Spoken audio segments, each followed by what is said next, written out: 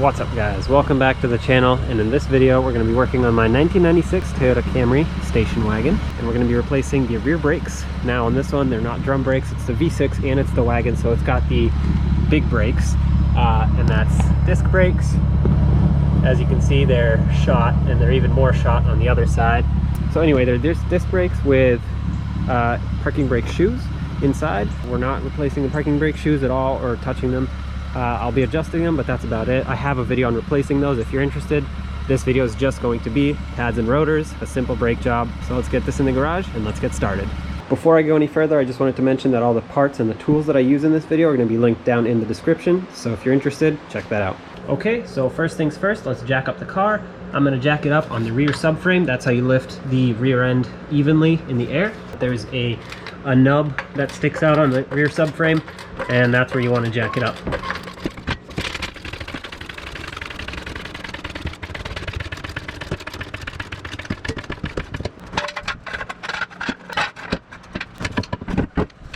Okay, so next thing is take off the wheel.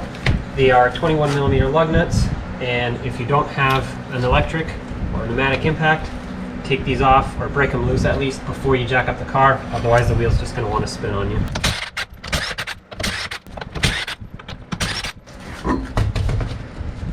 And I have wheel spacers, so I'm going to take those off too.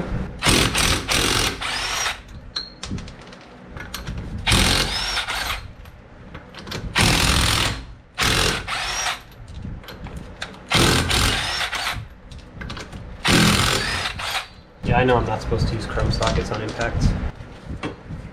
Okay, so the first thing I want to do is remove this bolt right here that holds your brake hose to the strut. And that's because you'll see in a second this caliper comes off a little differently than your average caliper, so you'll need to pull on this hose. Okay, next you want to undo this bottom mounting bolt. By the way, this is a 12mm, and so is the mounting bolt for the brake hose. Okay, take this out. Okay, now I would really like to bleed these brakes after I replace the pads and rotors, so I'm going to see if this rusty bleeder screw with no cover on it come free.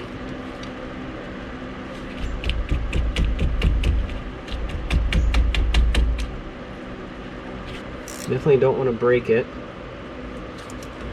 so I'll work it back and forth. It's most likely clogged, which is why nothing's coming out, but it is coming off, so that's perfect. I will deal with that later. And as a tip, if you're worried about it stripping, you're better off using a ratchet with a 6-point socket as opposed to a wrench. So now what you want to do is grab the caliper. If you can, squeeze it in a little bit. That'll push the piston back just enough for you to remove the caliper, or not. Oh, okay. Okay, and see now right here, this hose wants to pull back, and there's no bolt that secures it on the top. It kind of just slides on.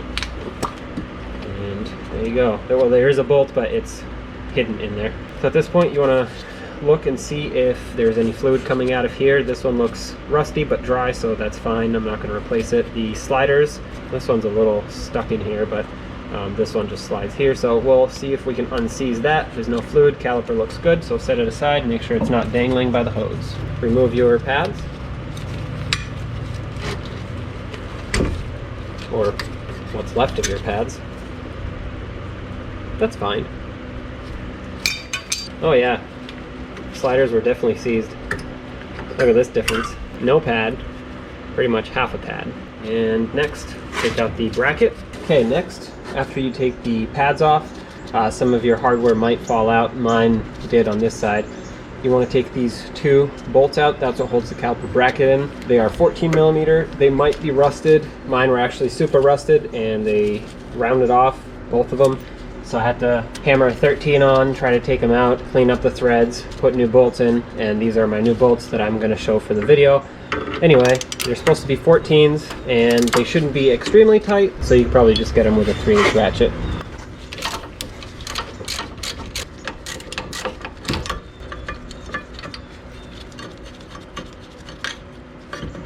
Okay, remove your bracket. And lastly, remove the rotor. If the parking brake is adjusted too tight, you might have trouble taking it off, in which case you'll have to de-adjust it. You can come through that hole right there and just turn the adjuster wheel on the bottom. My parking brake is actually too loose, so that's why it came right off. Now we'll get a little collection bucket, spray all this down, clean it up, and then we'll reinstall the new brakes.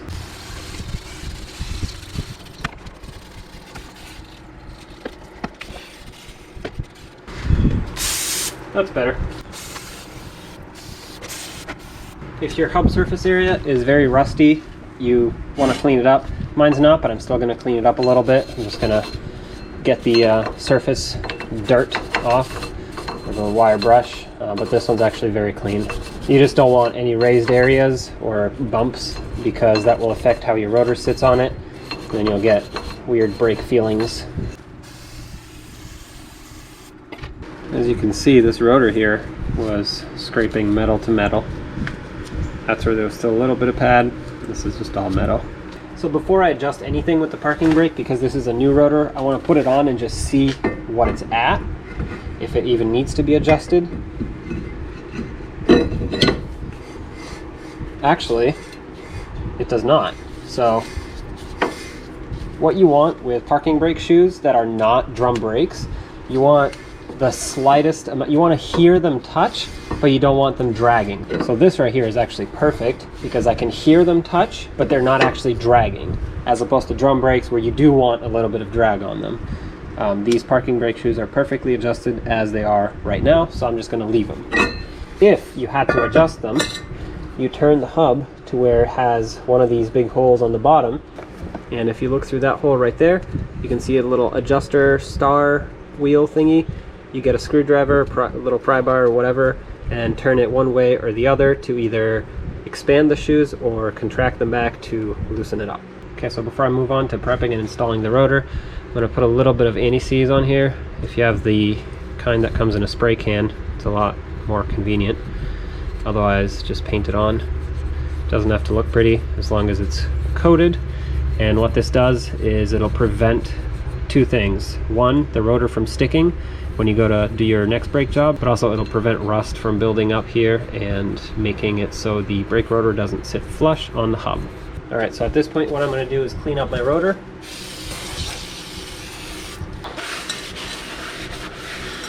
They come from the factory with a Cosmoline oil coating on them so they don't rust. And don't forget about inside here where the parking brake rides, otherwise you put your parking brake on and it won't grab. And now that the back of the rotor is clean, I'm going to install it just like that. And I'm going to clean the outside of it too.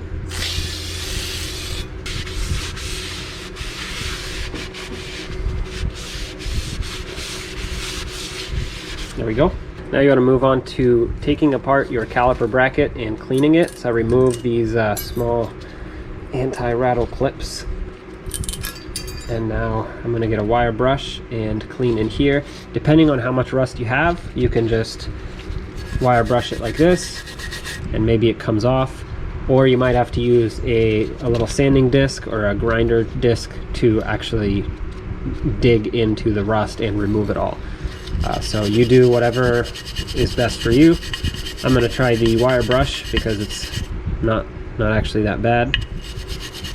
The reason you want to clean this very well is because otherwise your pads are going to get wedged and stuck in between these two areas if they don't have enough room to move.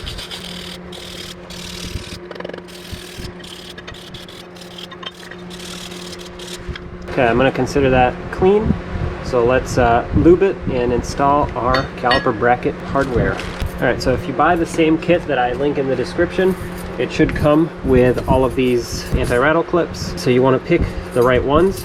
Before installing them, I'm going to use a little bit of silicone paste. You can use brake grease if that's what you have. Just make sure it does not get in between here, because that's where the rotor rides and you do not want this to get on the rotor. And all you need is just a very small coating of it. You don't need a lot, just enough to prevent rust. Alright, so next you want to take your anti-rattle clips, and to install them you want to have the spring area, this springy part, facing towards the main crossbar of this bracket, and the flat tab facing away from the bracket. Just press it on there all the way, make sure it's seated, and just repeat the process.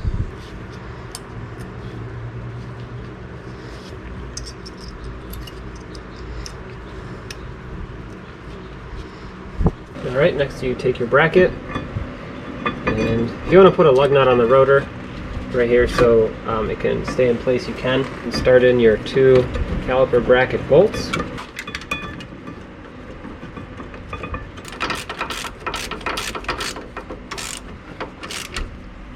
Okay, snug them up. I'm going to put the torque for these in the description. I'm going to go for tight.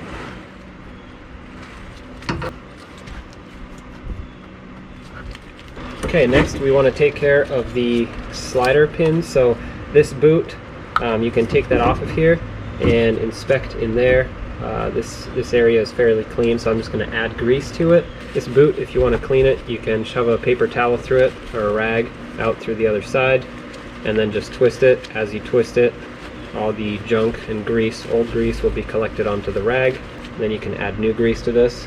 And on this side, this is actually a slider in here, and it seems to be a little stuck. There we go.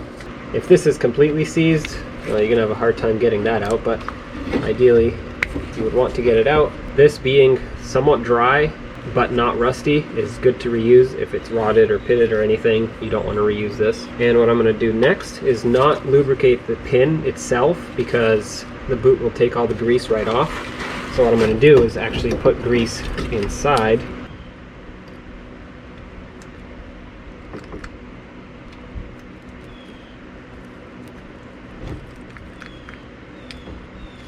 Basically, you want this grease to get into the accordion part of the boot, and that's going to keep these sliders lubricated as they slide in and out. To put this back, you have to just work it in here.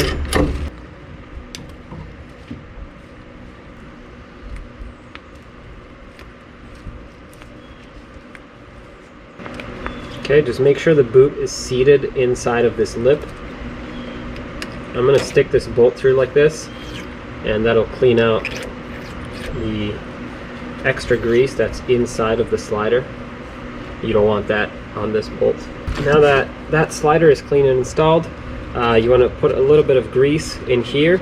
There's actually some leftover grease in there, so I'm just going to leave that, and that will help seal up this boot from water and debris. There you go. Install that boot back. I'm going to add some silicone paste in there as well.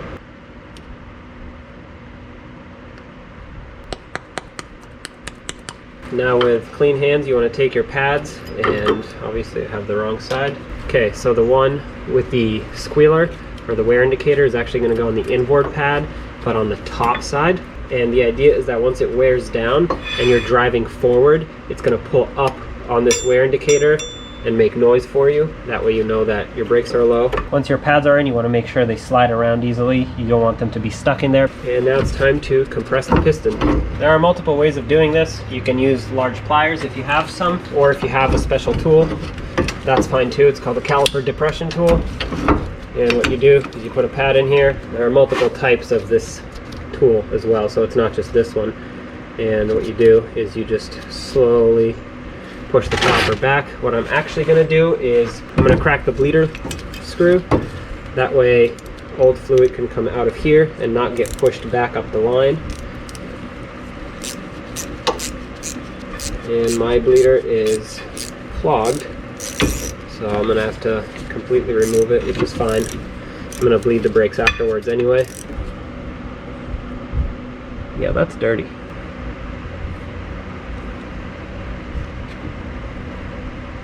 And because I have the bleeder removed, I don't have to worry about going slow. I can just push it back as fast as I can, or as fast as I want, I should say. This is making more of a mess than I wanted, but whatever. That's pushed back all the way. Remove your tool, remove your old pad. By the way, you want to use an old pad for that, obviously not a new one. And the fluid actually cleaned up a little bit. What you see is just rust from the threads as I'm screwing this in. The fluid is actually coming out clear, so I know the fluid on the lines is good, but I wanted to bleed it and make sure there's no air in here. Make sure this is nice and snug. Obviously, if you have the cap, put it back on. Clean up the mess a little bit.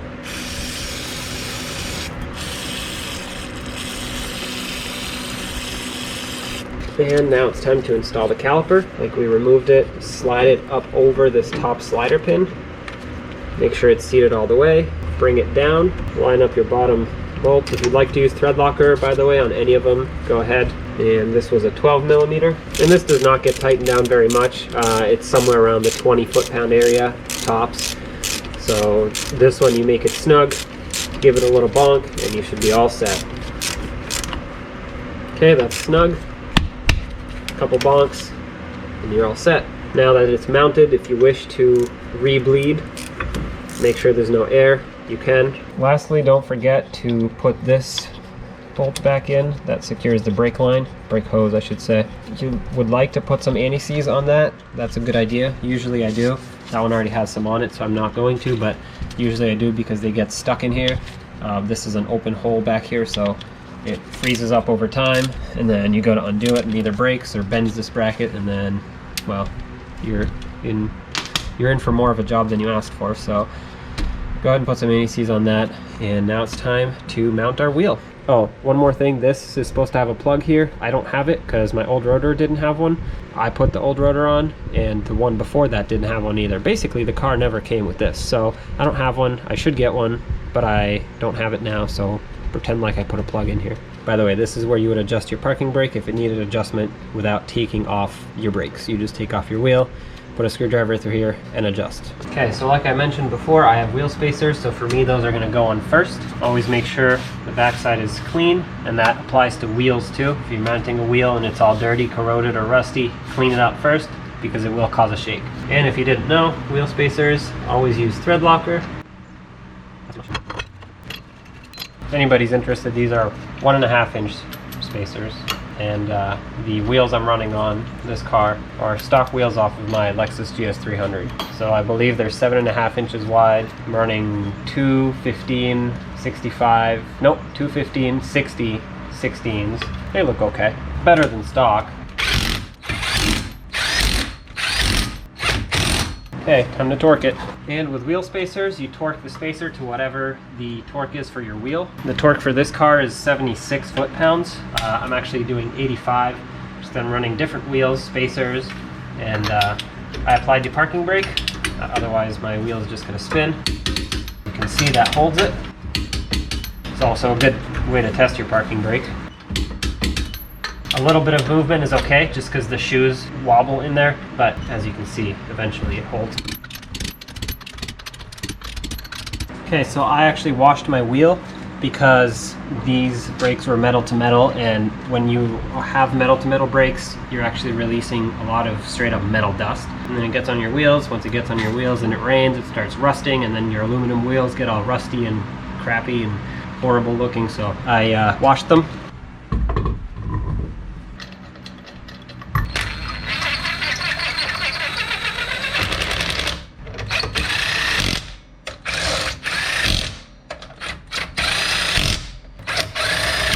And I'm also going to torque these to my 85 foot-pounds that I torqued the spacer to.